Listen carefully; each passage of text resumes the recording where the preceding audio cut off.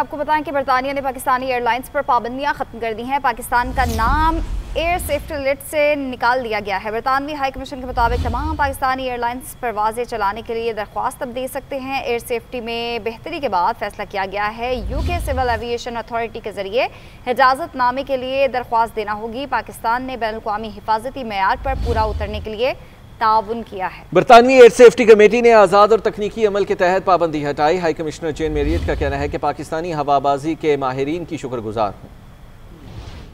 برطانیہ نے year safety list سے پاکستان کا نام نکال دیا۔ طویل عرصے سے عائد پاکستانی ایئر لائنز پر پابندیاں ختم۔ پاکستان میں برطانوی ہائی کمشنر نے پاکستان کی فضائی کمپنیوں کے خلاف پابندیاں ہٹانے کی تصدیق کر دی۔ برٹش ہائی کمیشن کا کہنا ہے کہ اب پاکستانی ایئر لائنز برطانیہ کے لیے پروازوں کی اجازت کی درخواست دے سکتے ہیں۔ برطانوی ایئر سیفٹی کمیٹی نے پاکستان کی جانب سے فضائی حفاظت کے نظام میں بہتری کو تسلیم کرتے ہوئے پابندیاں ختم کرنے کا فیصلہ کیا ہے۔ ایئر لائنز کو پروازوں کے لیے یو کے کی سول ایویشن اتھارٹی سے اجازت لینا ہوگی۔ برطانوی ہائی کمشنر جین میریٹ نے کہا، پروازوں کی بحالی میں وقت لگے گا، لیکن میں پاکستانی ایئر لائن سے سفر کی منتظر ہوں۔ پاکستان کے ساتھ فضائی رابطوں میں بہتری خاندانوں کے ملاپ میں مدد دے گی۔ سن 2020 میں پی ٹی آئی کے دور حکومت کے دوران پائلٹس کے جعلی لائسنس اسکینڈل کے باعث برطانیہ اور یورپ نے پاکستانی ایئر لائنز کی پروازوں پر پابندی لگائی تھی۔ حکومت کی کوششوں سے گزشتہ نومبر میں یورپی یونین نے پاکستانی ایئر لائنز پر عائد پابندیاں ختم کی تھیں۔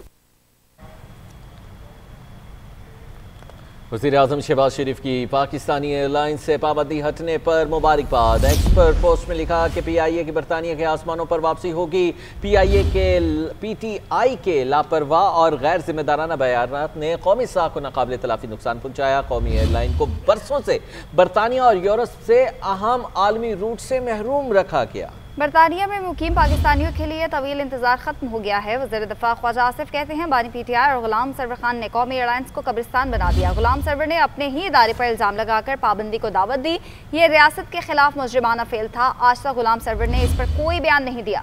اس کی ذمہ داری بانی پی ٹی آئی پر عائد ہوتی ہے۔ وہ کابینہ کے رکن تھے۔ پابندی سے قومی ایئر لائن کو اربوں کا نقصان ہوا۔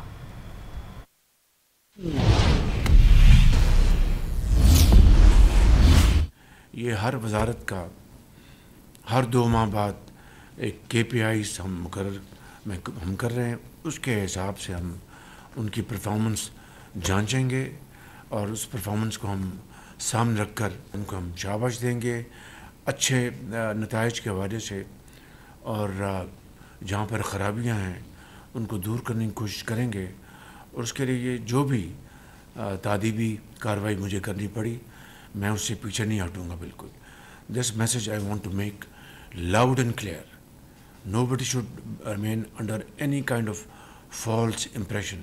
It's all about delivery, it's all about service to the nation. تو وہ جو معیار ہے اس میں جو پورا اتریں گے وہ میرے اور آپ کے سروں کے تاج ہیں، اور جو اس معیار سے پورے نہیں اتریں گے ہم ان کو سینسٹائز کریں گے، لیکن time and tide wait for none. اور لاہور میں ہونے والی موسلادھار بارش نے ہر طرف تباہی مچا دی۔ نشیبی علاقے زیر آب آ گئے۔ چھتیں گرنے اور کرنٹ لگنے کے مختلف واقعات میں 14 افراد جاں بحق جبکہ متعدد زخمی ہو گئے۔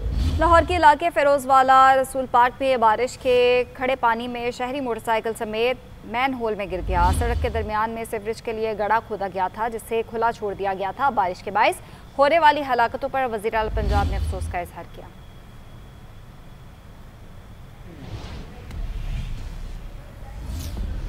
وزیر اطلاعات پنجاب عظمہ بخاری نے کہا ہے کہ پنجاب میں چند گھنٹوں میں سینکڑوں ملی میٹر بارش ریکارڈ کی گئی ہے۔ واسا کا عملہ مسلسل بارش کے دوران بھی نکاسی آب کے لیے متحرک رہا۔ انہوں نے کہا کہ بانی پی ٹی آئی کو جیل میں ذاتی باورچی سمیت متعدد سہولیات میسر ہیں۔ بانی پی ٹی آئی کے بیٹوں کے پاکستان آنے پر اعتراض نہیں، لیکن وہ پاکستانی شہری نہ ہونے کی وجہ سے سیاست میں حصہ نہیں لے سکتے۔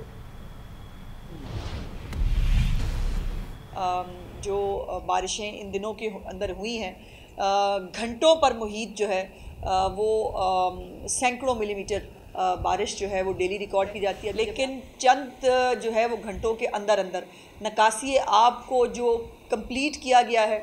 کل رات آپ سب گواہ ہیں جو لوگ لاہور میں رہتے ہیں کہ کل رات کتنی شدید بارش ہوئی ہے اور ساری رات بارش ہوئی ہے، اور اس تیز بارش کے اندر بھی واسا کا پورا عملہ، ایون واسا کے ایم ڈی ہمارے منسٹر صاحب، سب لوگ جو ہے وہ صبح 4 ساڑھے 4 بجے تک بھی میں نے آخری جو دیکھا وہ 4 ساڑھے 4 بجے تک بھی وہ سڑکوں پر جو ہے وہ نکاسی آپ کے لیے موجود تھے. تو دیکھیے 2 چیزیں ہیں. میں نے پہلے بھی گزارش کی تھی کہ ہمیں ان کے پاکستان آنے پہ کوئی اعتراض نہیں ہے. وہ برطانوی شہری ہیں, اپنے والد صاحب سے ملنے کے لیے وہ جب چاہیں وہ آ سکتے ہیں. سیاست میں آ کے حصہ نہیں لے سکتے چونکہ وہ پاکستانی شہری نہیں ہیں, اور سیاست صرف پاکستانی شہری کر سکتے ہیں. ابھی میں نے گزارش کی, جو میں نے پوری لسٹ کا سپرنٹینڈنٹ جیل نے بھی جو ہے وہ دی ہے, وکلا سمیت بشرا بی بی کا ٹبر وکھرا, عمران خان کا ٹبر وکھرا, اور دوست احباب علیحدہ, وکیلوں کی ایک فوج علیحدہ, ساری دنیا ان سے جا کے مل رہی ہوتی ہے. تو اب تو صرف جلسے کی ایک جو ہے وہ کمی رہ گئی ہے. تو ہم یہ بھی ان کا شوق کسی دن پورا کر دیں گے, آگے بٹھا دیں گے قیدیوں کو, تو ان کو کہیں گے خطاب فرما لیں. قومی اسمبلی کی قائمہ کمیٹی برائے خزانہ کا چینی کی درآمد پر ٹیکس چھوٹ دینے پر اظہار تشویش. چیئرمین کمیٹی نوید کمر نے کہا کہ شوگر والے معاملے پر حکومت خود کو الگ کرے. ملک میں چینی کے کافی ذخائر موجود ہیں, چینی درآمد کرنے کی ضرورت نہیں ہے, باقی چیزیں مہنگی ہوتی رہتی ہیں, چینی پر ہی کیوں شور مچایا جاتا ہے. چیئرمین ایف پی آر نے کہا کہ چینی کی درآمد پر 54% ٹیکس عائد ہے اور درآمد کی گئی چینی ٹیکس لگنے کے بعد مہنگی ہوگی. اور دوسری جانب چینی کی قیمتوں کو بریک نہ لگ پائی. بلوچستان کے علاقوں جن میں کوئٹہ مستونگ شامل ہے اور دیگر شہر بھی ہیں, 190 روپے سے 200 روپے فی کلو میں فروخت جاری ہے. لاہور, ملتان, فیصل آباد سمیت پنجاب میں بھی چینی کا پرچون ریٹ 200 روپے ہے. P T I Khyber Pakhtunkhwa کے صدر اور چیئرمین پی اے سی جنید اکبر خان کہتے ہیں کہ لاہور جانے کے فیصلے میں مجھے بھی آن بورڈ نہیں لیا گیا. مجھے صرف اتنا کہا گیا ہے کہ لاہور جانا ہے, یہ بھی نہیں بتایا کہ کس کے گھر جانا ہے اور کیوں جانا ہے. ان کا مزید کہنا تھا کہ عالیہ حمزہ کو سائیڈ لائن نہیں کرنا چاہیے تھا.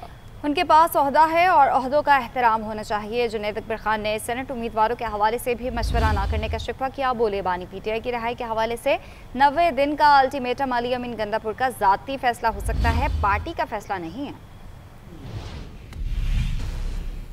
عوام اس کے ساتھ کڑی ہو تو اس سے نہیں ہوتا. تو اسی پہ یہ 8 فروری کو بھی ثابت ہوا کہ جو لوگوں کو جس نے ریجیکٹ کیا تھا وہ پارلیمنٹ میں آ گئے, جس کو ووٹ ملا اس کو باہر رکھا گیا. ابھی وہ ادارہ مزید یہ ثابت کرنے چاہتا ہے کہ آپ کی کوئی اہمیت حیثیت ہے نہیں, نہ ان کی کوئی اہمیت ہے نہ کوئی حیثیت ہے. تو وہ چاہتا ہے کہ ہم آپ کو دکھانا چاہتے ہیں کہ جو آپ کو جو جس حکومت کو جن لوگوں کو 18 سیٹیں ملی تھی, ہم نے اس کو وہی سیٹ 180 میں کس طرح اس کو تبدیل کر سکتے ہیں. ڈیفنس منسٹر میرا خیال ہے اپنے آپ کے ساتھ افسوس کرے کہ وہ اس کو 2 دفعہ لوگوں نے ریجیکٹ کیا اور پھر پارلیمنٹ میں آتا ہے. وہ وجوہات معلوم کرے کہ لوگوں نے کیوں اس کو ریجیکٹ کیا ہے. نا اپنی پارٹی کے ساتھ, اپنے جو پارٹی کے جس کے نام پہ وہ کہہ رہا ہے اسمبلی میں, اس کے ساتھ افسوس کرے کہ اس کو اس کی پارٹی ہے لیکن اس کی قبولیت نہیں ہے. بتا دیں کہ علی امین گنڈا پور سے کافی اختلافات لوگوں کو بھی ہیں, تو کیا پی ٹی آئی میں 2 دھڑے بن رہے ہیں؟ نہیں, کوئی دھڑا نہیں گئی. پشاور میں تحریک انصاف کے کارکنان سینٹ الیکشن میں درینہ کارکنان کو نظر انداز کرنے کے خلاف سڑکوں پر نکل آئے. پریس کلب کے باہر احتجاج کرتے ہوئے وزیر اعلیٰ سے میرٹ پر ٹکٹ دینے کا مطالبہ کیا. کہا قربانیاں دینے والے کارکنوں کے ساتھ زیادتی برداشت نہیں کریں گے. مزید کیا کہنا تھا ان کا, شابندہ فرزین ہماری نمائندہ موجود ہیں ان کے ساتھ. جی بتائیے گا. کی جانب سے عرفان سلیم اور عائشہ بانو کو جو ہے وہ سینٹ الیکشنز میں نظر انداز کیا گیا ہے. ان کو ٹکٹس جاری نہیں کیے گئے, جس کی وجہ سے اس ٹائم پشاور پریس کلب کے سامنے جو ہے وہ کافی بڑی تعداد جو ہے پی ٹی آئی کے کارکنان کی موجود ہے اور سراپا احتجاج ہیں. اور وہ یہی کہہ رہے ہیں کہ اپنے درینہ کارکنان کو نظر انداز کر دیا گیا اور پیراشوٹرز کو اور پیسے والوں کو جو ہے وہ ٹکٹس دی گئی ہیں. ان کا اس ٹائم یہی احتجاج ہے, یہی مطالبہ ہے وزیر اعلیٰ سے کہ کچھ بھی کریں لیکن ہمارے کارکنان کو جو ہے وہ میرٹ پہ ٹکٹس ضرور ملنے چاہیے, ان کو نظر انداز نہیں کرنا چاہیے. کیونکہ مشکل وقت میں جو ہے وہ عرفان سلیم اور عائشہ بانو نے پی ٹی آئی کا بہت ساتھ دیا. ہر مشکل وقت میں وہ جو ہے پارٹی کے ساتھ جو ہے وہ موجود رہے ہیں. اس سے یہ ان کا حق بنتا ہے کہ ان کو جو ہے وہ ٹکٹ سینٹ کے ملنے چاہیے. جی ہمارے بھائی اور بھانجے کو ناجائز قید میں رکھا گیا ہے. بانی کہتے ہیں کہ قوم کے مفاد میں مذاکرات کر لوں گا, اپنی ذات کے لیے ڈیل نہیں کروں گا. پارٹی کے لیے سخت پیغام بھیجا ہے کہ ذاتی لڑائیاں ختم کر کے تحریک چلائیں. علیمہ خان کا کہنا ہے کہ بانی پی ٹی آئی مشکل میں ہے, پارٹی اس پر بات کرے. میرے بھائی کی زندگی خطرے میں ہے, اس پر سپریم کورٹ جائیں گے. جیل میں سہولیات کا سپرنٹینڈنٹ کا بیان مسترد. علیمہ خان نے کہا سپرنٹینڈنٹ جھوٹ بولتے ہیں, اخبارات اور ٹی وی بند ہے, قید تنہائی میں رکھا گیا ہے. مہنگائی کا بہانہ بنا کر پی ٹی آئی حکومت گرائی, اب خود مہنگائی مسلط کر دی. عوام کو خود حکومت کے خلاف نکلنا ہوگا.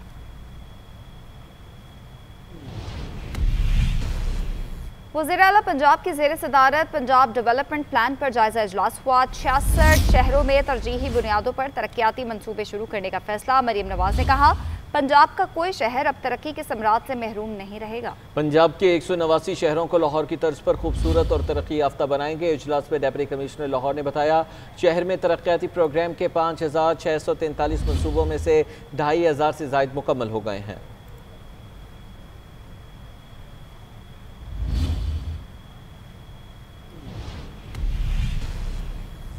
और डॉक्टर मोहम्मद रहीम आवान को नादरा का रुकन मुकर्रर कर दिया गया है। वफाकी काबीना की मंजूरी के बाद वज़ारत दाखिला ने डॉक्टर मोहम्मद रहीम आवान की बतौर रुकन नादरा तकर्री का बाज़ाब्ता नोटिफिकेशन जारी कर दिया है। इससे कबल वो सुप्रीम कोर्ट के कानून और इंसाफ कमीशन के सेक्रेटरी और हुकूमत पाकिस्तान के लीगल एंड जस्टिस अथॉरिटी के डायरेक्टर जनरल के तौर पर भी खिदमात सर अंजाम दे चुके हैं। वो सदर पाकिस्तान के नामजद करदा रुकन की हैसियत से कॉमसेट यूनिवर्सिटी की सेनेट के रुकन भी रहे हैं।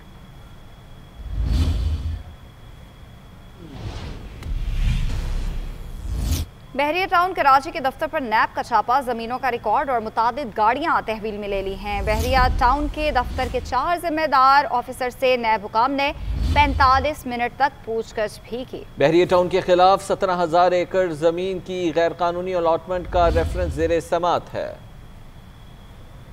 अपने नाज़रीन को नैब की कार्रवाई के हवाले से बताएं। बहरिया टाउन कराची के दफ्तर पर नैब ने छापा मारा है, जमीनों का रिकॉर्ड और मुतादिद गाड़ियां तहवील में ले ली हैं। नायब वज़ीर आज़म और वज़ीर ख़ारजा इसाक डार की चीनी हम मनसब से मुलाकात हुई है। मुलाकात में सी पैक और दो तरफ़ा ताउन पर तबादला ख्याल किया गया। इसाक डार दौरा चीन मुकम्मल करके बीजिंग से वतन वापस रवाना हो गए हैं।